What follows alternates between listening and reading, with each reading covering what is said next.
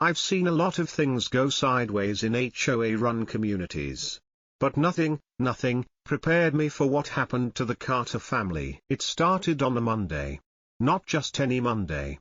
It was the day after the HOA voted to create their own so-called Security Enforcement Wing. 3 middle-aged former mall cops in cargo shorts, tactical vests labeled HOA Cops, and a golf cart with flashing lights duct-taped to the roof. The HOA president, Deborah Kimball, better known around the neighborhood as Karen Prime, pushed this nonsense through without consulting any of the residents.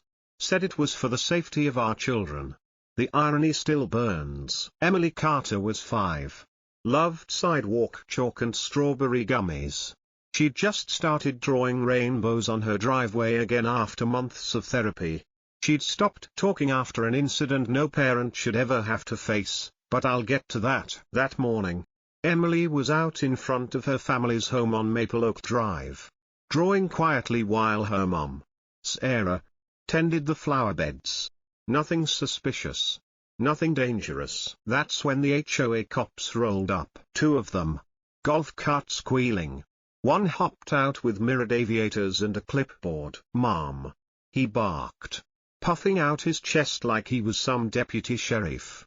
"This child is in violation of HOA Code 47B, defacement of community pavement." Sarah stood up, blinking in disbelief. "What are you talking about?" He pointed to the chalk cart. "That's public-facing sidewalk. It's against regulations. It's my driveway. We'll be the judge of that." What happened next turned a dumb HOA citation into a full-blown incident. Emily stood up, confused but quiet. She always went quiet when things felt off. One of the officers moved toward her. Sarah stepped between them. "Don't you dare touch my daughter," she warned. That's when the other HOA cop made a call on his walkie-talkie, yes, an actual plastic kid's walkie, and muttered, "Subject resisting compliance. Prepare detainment." Before Sarah could react, they grabbed her arms. Emily screamed, not words, just pure panic. One of them reached down, pulled a zip tie from his vest, and before anyone could stop him, cuffed the child. "She's 5. Sarah screamed. "She's 5. You lunatics." Neighbors came pouring out. Phones started recording. But the damage was done. Emily was frozen. Rigid. Her face white as chalk. That was the moment Rex ran out. Rex wasn't your average family dog. He was a retired canine, a German shepherd with a scar down his flank and instincts you couldn't train twice. He'd been sleeping by the back door. But when Emily screamed, something snapped. He bolted. He didn't growl. He didn't bark. He positioned himself between Emily and the HOA cops. Rigid like a statue. Teeth bared just enough to say, "Try it. I dare you." That stopped everything. I was 3 doors down when I heard the yelling. By the time I got there, half the street was gathered. Someone had already called 911. The real police arrived 4 minutes later. Not HOA cops. Not mall security. Real. Badged. Blue. What they saw. A 5-year-old with plastic cuffs around her wrists. A mother in tears.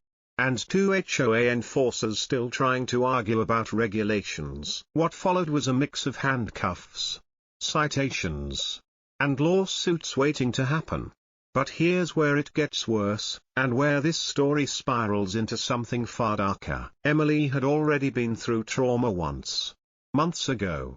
She was almost abducted right in front of her home by a stranger in a black van. A retired nurse walking her dog had intervened just in time. Since then, Emily hadn't said a word.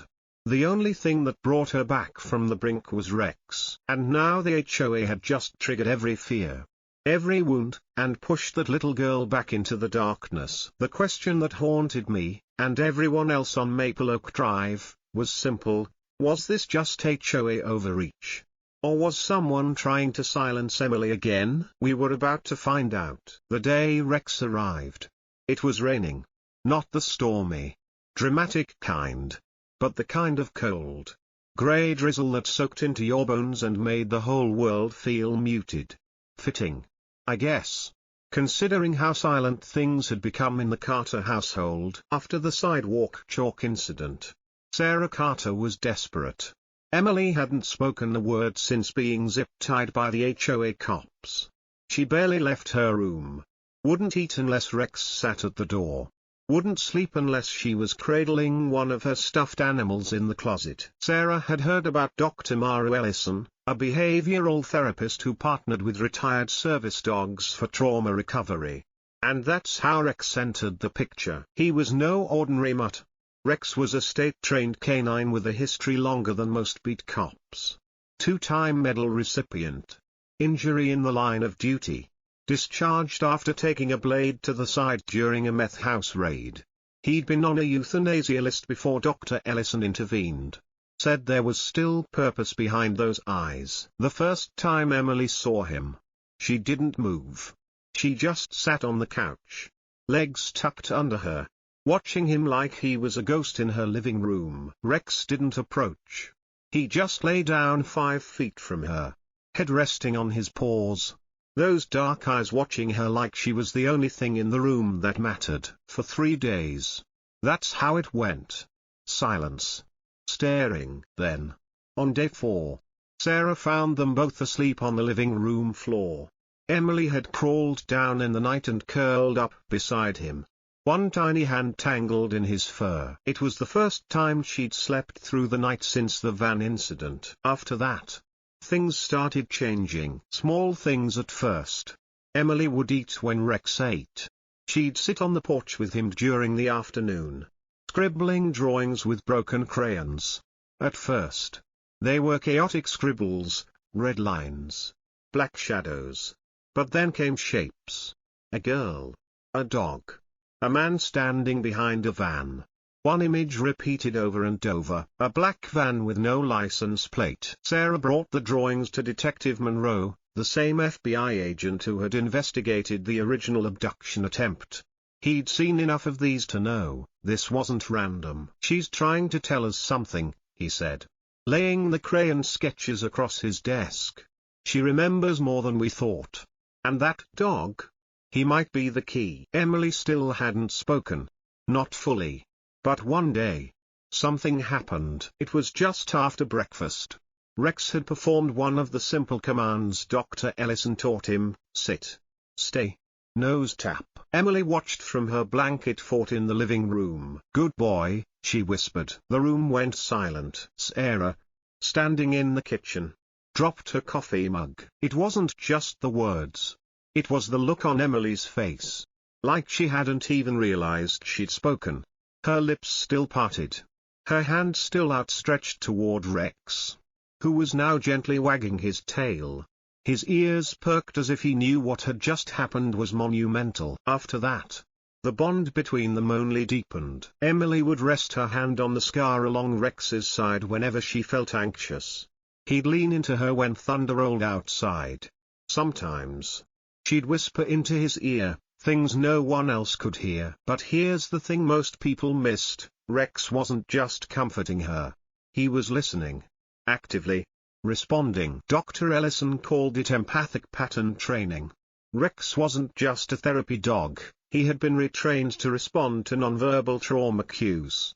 Which meant that when Emily flinched, or looked at a picture too long, or made even the smallest movement of discomfort, Rex locked in. And then something eerie started happening. Anytime they passed HOA board member Darren Clay, lead enforcement, Rex tensed. Not just a casual stiffening.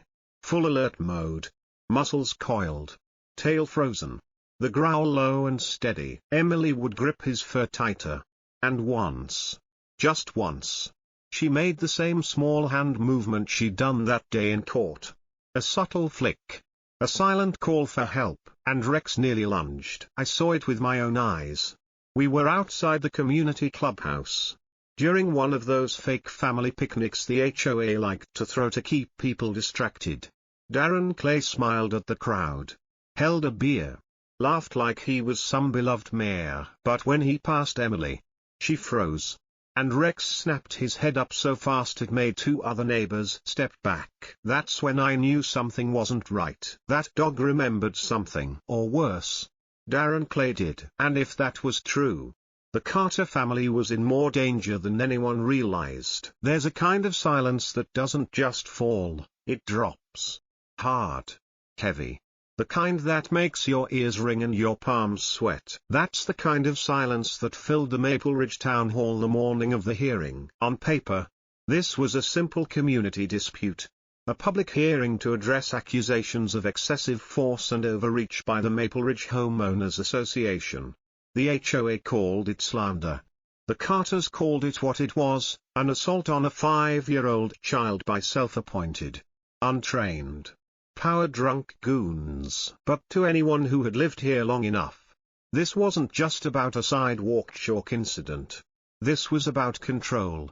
About fear. And now, maybe, about a cover-up. The room was packed. Local news outlets. Angry residents. HOA loyalists with clipboards. The Carters sat quietly near the front. Sarah holding Emily close. Rex lay at the girl's feet. Calm. Alert.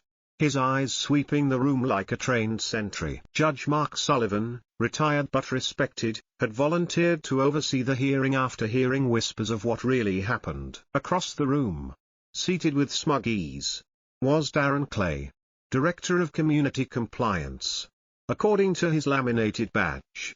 But everyone knew him as the HOA's pit bull. Oversaw fines, patrols, wrote HOA citations like they were parking tickets in Manhattan. He smirked like a man who thought nothing could touch him. Sullivan adjusted his glasses. Mrs. Carter, you may speak. Sarah stood. Her voice was even, but barely hiding the fire underneath. My daughter was zip-tied on our own property, by men who had no legal authority to detain anyone, let alone a child. They approached her without warning, accused her of violating a rule that doesn't even exist, and laid hands on her. Objection. One of the HOA board members shouted. This is an exaggeration. Sullivan raised a hand. This is a hearing, not a trial. Let her finish. Sarah's voice cracked. Just slightly. And the worst part is, Emily recognized one of them. She recognized him from something worse. Gasps and murmurs rippled through the room. Sullivan turned to Emily, still seated quietly, her small hand resting on Rex's back. Emily. Sweetheart. I know this is scary. You don't have to say anything. Just point if you remember who it was. She didn't speak. She didn't cry. She just stared down at her shoes. Then, with slow, trembling fingers, she made a small flicking motion with her right hand. Rex tensed. His ears shot up. His body shifted like a coiled spring. And then, he growled. Low, deep, guttural. The sound wasn't random. It wasn't trained response. It was instinct. Recognition. And he was staring directly at Darren Clay. You could feel the temperature in the room drop 10 degrees. Darren shifted in his seat. This is ridiculous, he muttered, glancing at the dog. It's just reacting to the mother's tension. No, Judge Sullivan said, eyes narrowing. That's a certified trauma response dog. He's been trained to respond to specific memory cues. He didn't react to tension. He reacted to her. Everyone turned toward Darren. Phones were up now. Cameras recording. Emily tightened her grip on Rex's fur. And then she did something no one expected. She pointed right at Darren. The room exploded. One woman gasped audibly. A man near the back muttered, Jesus. Darren's face turned beet red. This is a setup. I've never seen that child in my life. But Sullivan was already turning to the court clerk. Pull the HOA body cam footage from March 11th, and subpoena HOA patrol logs. If this man approached that property more than once, I want records. You can't, Darren started. I just did. Behind the table, Jenna Ortiz, the Carter's lawyer, smiled faintly. You're not untouchable anymore. Darren. That's when Rex stood. Not lunging, not growling, just standing, unblinking, like a witness who didn't need words to testify. And that was the exact moment we all knew, this wasn't just about fines. This wasn't just Karen power trips or sidewalk chalk. This was something deeper, older, dangerous. And Darren Clay had just been exposed, by a little girl and her dog. You know what's scarier than a corrupt HOA? A corrupt HOA that thinks it's invisible. The day after the hearing, Judge Sullivan issued an emergency motion to unseal all HOA enforcement records from the past 6 months. What he found wasn't just negligence, it was a powder keg of misconduct, buried under layers of fake compliance memos and handwritten citations with no legal standing. But the real game changer came from a place no one expected, across the street. It was Martha Jenkins, Emily's retired neighbor. 80 years old. Sharp as a tack, with a nose for trouble and a Ring doorbell cam that recorded everything. I didn't think much of it at the time, she told investigators, her hands wrapped around a chipped teacup. But I remember the yelling. I always save the footage, habit from my nursing days. Never trust a man who makes his own badge. What she handed over was more than just a clip, it was a smoking gun. The footage was time-stamped, clear as day.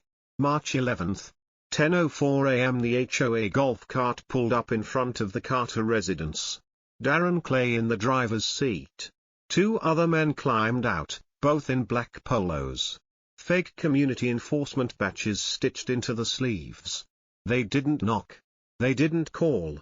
They just walked up the driveway like they owned it. Emily had been in the yard, drawing on the concrete again. She froze when she saw them. Rex wasn't there that morning. Sarah had taken him to the vet for a routine checkup. The perfect window. One of the men bent down and said something to Emily. The footage had no audio, but you could see the look in her eyes, pure, paralyzing fear. Then Darren grabbed her arm. The camera clearly caught her flinch, caught her mouth forming a silent no. They pulled out zip ties. A few seconds later, they forced her into the HOA golf cart. Martha's voice cracked as she rewatched the moment. She's just a little girl, she whispered. They treated her like a criminal. But it didn't end there. While one man stayed with Emily in the cart, Darren and the second goon went to the front door, shoved past Sarah Carter, and entered the home without consent. The footage caught Sarah screaming, her body pressed between the doorframe and Darren's arm. Her husband, David, arrived moments later, running up from the side yard, only to be threatened with a citation for interfering with enforcement procedures. Inside, they began opening drawers, cabinets, poking through closets, looking for what exactly? Back in the courtroom, when this footage played on the screen, the audience went dead silent. Darren, seated with his attorney, paled visibly. His lawyer tried to object. Your Honor, this footage may be doctored. Sullivan didn't even blink. We've already verified metadata. Time-stamped. Synced with 2 other neighbor cameras. This footage is real. And damning. The gavel slammed.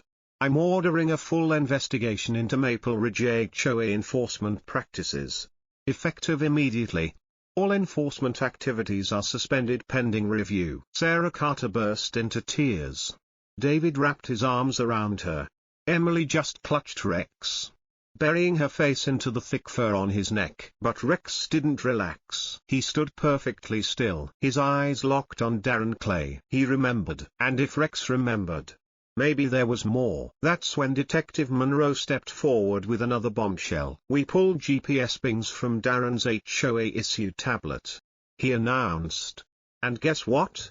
His device pinged off a cell tower near a private cabin in the woods north of town, 3 separate times over the past 2 months. That same area matches soil samples we pulled from his vehicle tires. Sullivan leaned forward. And you believe this property is connected to the case? Monroe nodded grimly. I believe it's where he took others before he got to Emily. Gasps rippled through the room. Sullivan stared at Darren. Do you have anything to say, Mr. Clay? For once, Darren didn't have a smug comeback, just sweat and silence. The arrest came at dawn. Sheriff's deputies in full uniform rolled into Maple Ridge with quiet precision, no sirens, no spectacle. Just the kind of grim determination reserved for serious business. Darren Clay was pulled from his home without a word.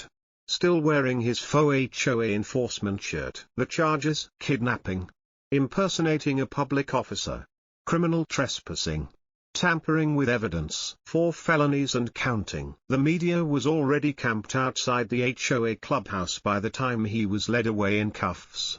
His face, once a smirk at every town hall meeting, was now stone. Gone was the arrogance. Gone was the swagger. What remained was a man caught by the very power he thought he could fake. Detective Monroe stood just behind the press tape. Arms crossed. "Told you the dog knew," he muttered. But Rex didn't need vindication. He just wanted to be near Emily. Back at the Carter home, the air was different. Lighter. No HOA goons circling the block. No bogus fines taped to the mailbox. No surveillance golf carts rolling past the swing set. Emily sat on the back porch with Rex beside her. Her sketchbook rested in her lap, filled with crayon drawings more colorful than before. Sunshine, trees, a little girl and a big German shepherd sitting side by side. The scar along Rex's flank had faded into just another patch of fur, but Emily traced it gently with her fingers, as if it were a badge of honor. Sarah watched from the kitchen window, tears welling again, not from fear this time, but relief. The child who had gone silent now hummed softly to herself, not quite speaking, but not far either. Then it happened. Emily leaned forward, cupped Rex's face in her tiny hands, and whispered, "Thank you, Rex." 2 words, 2 soft syllables that shattered the silence of weeks. Sarah dropped the plate she was drying. David rushed in from the garage. They both froze at the back door, afraid to break the moment. But Emily didn't hide. She looked up at them, eyes wide, and then smiled. It wasn't just speech that returned. It was her. Rex nudged her gently with his nose, tail wagging slow and steady. 2 days later, the sheriff's office held a small ceremony on the courthouse lawn. It wasn't publicized, just friends, neighbors, and a few quiet officials. Sheriff McBride, an old-school lawman with decades of service, stepped forward with a velvet box in hand. For bravery, unwavering loyalty, and for helping bring a child back from the edge, he paused. Looking down at Rex, "We award this canine the Medal of Civil Valor." The medal wasn't just symbolic. It was the first time in the county's history a retired service dog had been officially recognized for a civilian act of heroism. Emily stepped forward on her own, and placed the ribbon gently around Rex's neck. The crowd applauded, but no one louder than Sarah, who had fought harder than anyone for her daughter's healing. As for the HOA, it didn't survive the scandal. Judge Sullivan issued a formal injunction to dissolve the entire board, citing a pattern of abuse, unlawful enforcement, and misuse of community funds. Residents voted unanimously to form a new committee, a real one this time, transparent, accountable, and composed of actual volunteers who understood the word neighbor. Deborah Kimball, Karen Prime, fled town before the vote. Rumor has it she sold her house in a panic. No one saw her go. No one missed her either. The new HOA charter was signed with a line from Sarah Carter herself: "No rule is above compassion. No title above the law." I still walk past the Carter house sometimes. Emily's sidewalk drawings are back. Bright, defiant, impossible to miss. And Rex, he lays in the sun near the mailbox, still watching, still listening. Because some heroes don't wear uniforms. Some just have 4 legs, a scar, and a little girl who calls him her best friend.